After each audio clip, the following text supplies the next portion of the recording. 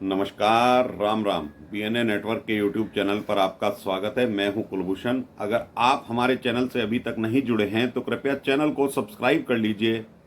मेरा कंटेंट, मेरा विश्लेषण आपको पसंद आता है तो लाइक भी जरूर कीजिए।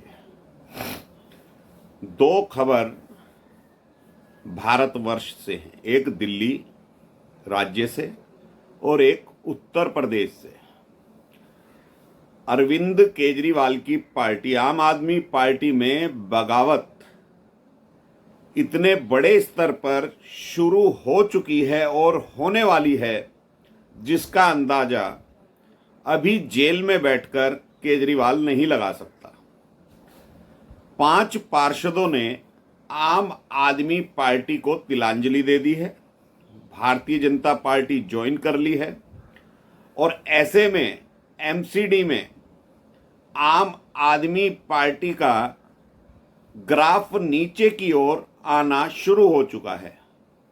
कम से कम 12 पार्षद अभी पार्टी छोड़ने की फिराक में और हैं।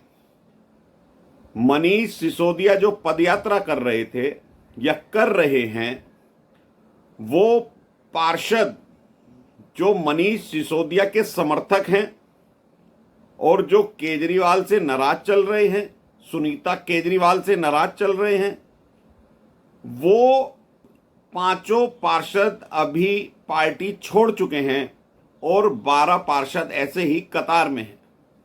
और कुछ पार्षद और कुछ विधायक ऐसे हैं जो मनीष सिसोदिया को अपने यहां सभा करने की इजाजत नहीं दे रहे हैं। जैसे जैसे मनीष सिसोदिया पदयात्रा कर रहे हैं तो वहां के विधायक नदारद हो जाते हैं, या जो मनीष सिसोदिया के समर्थक हैं वो उनकी सभा में आयोजन भी करते हैं और आ भी जाते हैं। तो कल तो मनीष सिसोदिया अकेले ही स्वर्ण मंदिर पंजाब पहुंच गए, जहां पर उन्होंने फिर से भगवंत मान से मुलाकात की। भगवंत मान भी केजरीवाल के जेल जाने से बहुत अंदर ही अंदर प्रसन्न है, क्योंकि पहले तो केजरीवाल भगवंत मान का प्लेन मंगवाता रहता था। किसी भी जगह जाना हो तो भगवंत मान उनको लेने आते थे और छोड़ने जाते थे। ऐसे में एक बड़े राज्य का मुख्यमंत्री भगवंत मान किस तरह से चाकरी कर रहा था अरविंद केजरीवाल की, तो फिलहाल मार्च के बाद से भगवंत मान अपने आप में सुकून महसूस कर रहे हैं, भले ही केजरीवाल जेल में हैं। तो सिसोदिया कल भगवंत मान से मिलते हैं। अब किस तरह की बातें हुई होंगी वो अभी बाहर नहीं आई हैं, लेकिन ये तय है कि सिसोदिया का पत्ता पार्टी के संगठन से कट चुका है और पार्टी की जो दिल्ली में सरकार है वहां से भी लगभग कट चुका है।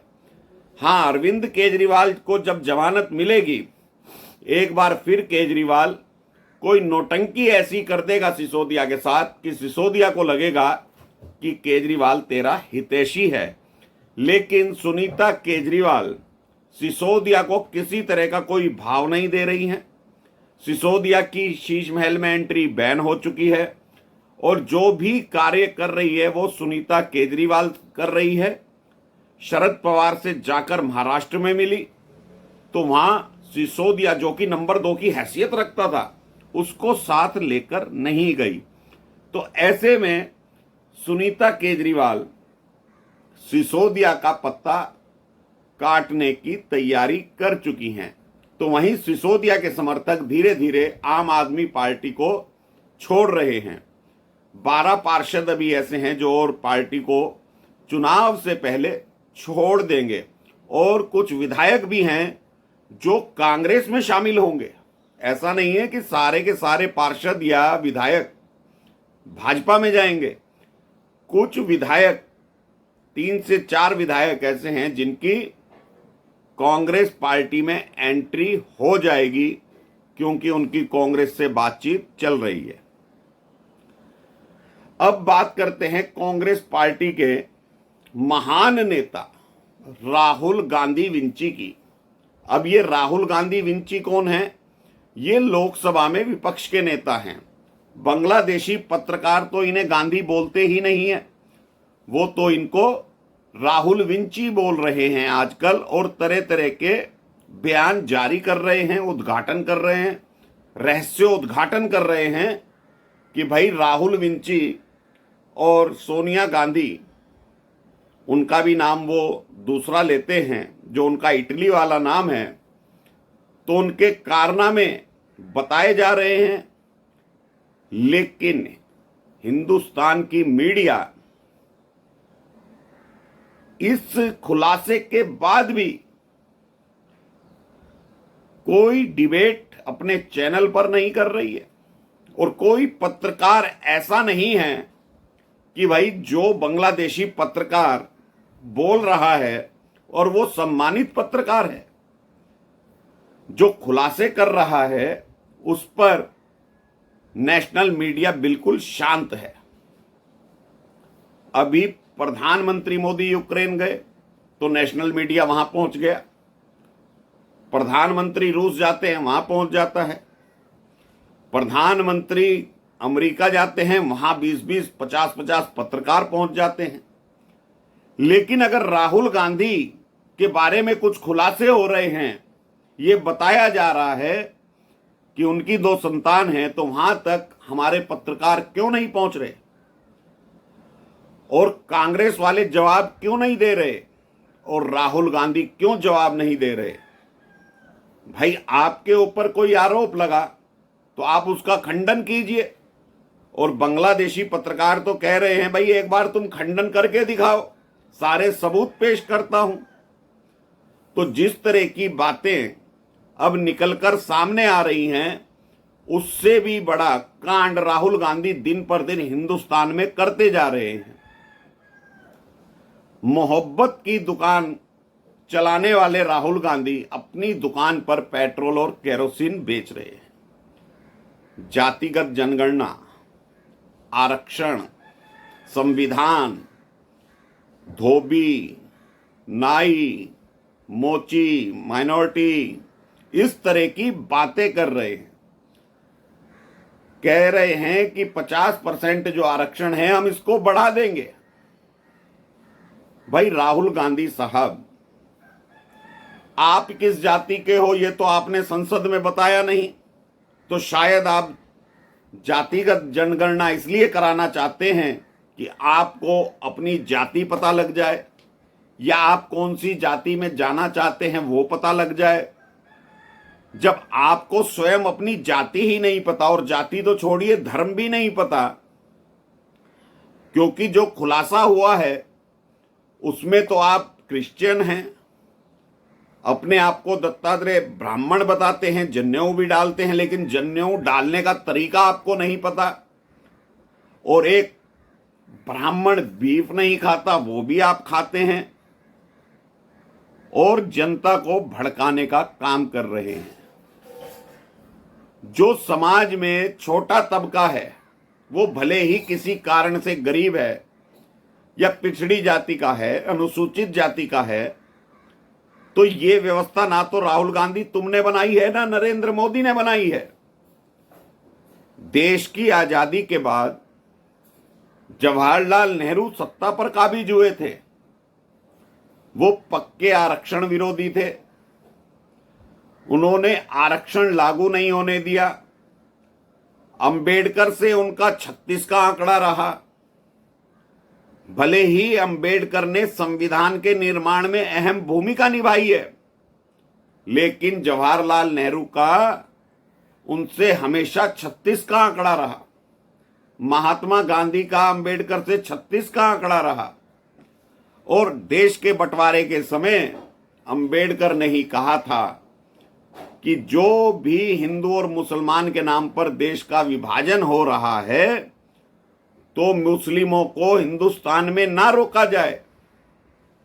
लेकिन जवाहरलाल नेहरू, महात्मा गांधी अड़ गए, नहीं रुक जाइए।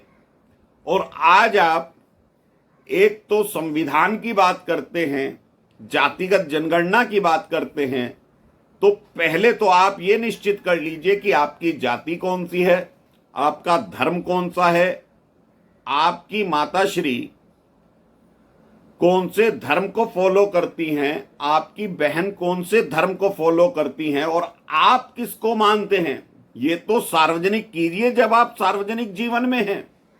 लेकिन ऐसा आप करते नहीं हैं। आपको डर है कि जो हिंदुस्तान का हिंदू है, जिसको आप भड़काने चले हैं, वही एक दिन आपके पीछे जूता लेकर भागेगा और जहां आप भागना चाहते हैं वहीं तक छोड़कर आएगा। क्या कारण है?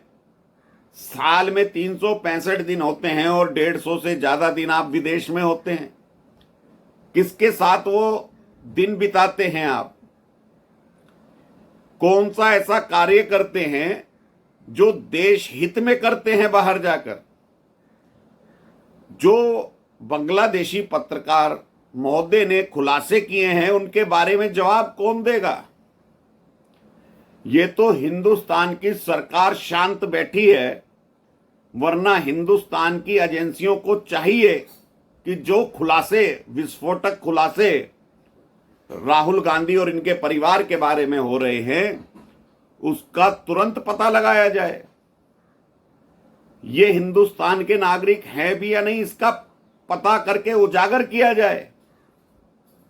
और नरेंद्र मोदी ने तो ये कहा था कि 6 महीने के अंदर बहुत बड़े बड़े भूचाल आएंगे देश के अंदर, राजनीतिक भूचाल आएंगे। तो क्या नरेंद्र मोदी का इशारा इसी तरफ तो नहीं था कि एक राज परिवार हिंदुस्तान पर राज करता रहा 58 से 60 साल तक, उसकी नागरिकता अब इस देश की है भी या नहीं, और वो सांसद बन गया, लोकसभा में विपक्ष का नेता बन गया, उनकी माताजी 10 साल तक सरकार चलाती रही। तो जातिगत जनगणना कराने वालों, पहले अपनी जाति बताओ, क्योंकि तुम खुद सार्वजनिक जीवन में हो। जिस नाई, मोची, तेली की तुम बात करते हो, पिछड़ों की बात करते हो, माइनॉरिटी की बात करते हो, तो ये तो बांग्लादेशी पत्रकार ने कह दिया है कि तुम माइनॉरिटी कम्युनिटी से आते हो। अब उसमें भी तुम पिछड़े हो कि दलित हो, ये खुलासा तो तुम स्वयं करोगे। तुम ब्रिटेन के नागरिक हो तो इसका खुलासा तो तुम स्वयं करोगे। अब तो कोर्ट में भी केस है। सुब्रमण्यम स्वामी ने तुम्हारे को बताया है कि तुम ब्रिटेन के नागरिक हो, तो इसका खुलासा अब कौन करेगा? तुम कहते हो कि मैं राजनीति नहीं करता, मुझे नुकसान भी हो जाए तो मैं जातिगत जनगणना कराऊंगा। तो पहले अपने बारे में आप बताइए कि आप कहां के नागरिक हैं, आपकी जाति क्या है और आपका धर्म क्या है। अगर आप हिंदू धर्म से बिलोंग नहीं करते और आप हिंदुस्तान के नागरिक नहीं हैं, तो हिंदुस्तान में आपका कोई काम नहीं है। तो दोस्तों, सरकार को भी चाहिए और जनता को भी चाहिए, और जो लोग तालियां बजाते हैं ना ऐसे भाषण सुनकर, उनको शर्म आनी चाहिए। जो व्यक्ति अपने बारे में नहीं बता रहा, दूसरों के बारे में सारी जानकारी रखना चाहता है और कहता है हिंदुस्तान में पेट्रोल और केरोसिन छिड़का हुआ है, सिर्फ आग लगाने की जरूरत है, तो ऐसे व्यक्ति का भाषण सुनने लोग जाते क्यों हैं? तो ये सोचना और समझना पड़ेगा, और ये सरकार को भी बताना पड़ेगा कि सरकार अब क्या कार्यवाही करने वाली है। तो दोस्तों, अभी के लिए इतना ही। मेरा कंटेंट, मेरा विश्लेषण आपको पसंद आए तो लाइक जरूर कीजिएगा, चैनल को सब्सक्राइब कर लीजिएगा। धन्यवाद, नमस्कार, भारत माता की जय।